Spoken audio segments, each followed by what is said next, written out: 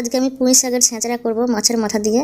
তো চলুন আমি পুঁই শাকটা কুচিয়ে ধুয়ে নিয়েছি, সবজিটাও কেটে নিয়েছি। সবজিতে নিয়ে নিয়েছি আলু, বেগুন, মূলো, গাজর, কুমড়ো, শিম আর মাছের মাথা নিয়েছি একটা।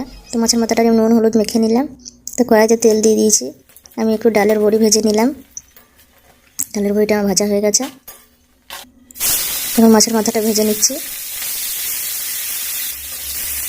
মাছের মাথাটা আমার ভাজা হয়ে গেছে, তো এটা এখন তুলে নেব।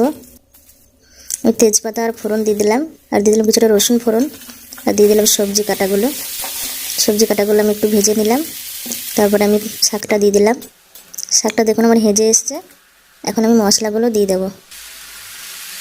তো দিয়ে দিলাম আদা বাটা, জিরে বাটা, শুকনো লঙ্কা বাটা, আর নুন, হলুদ, 1 চামচ চিনি।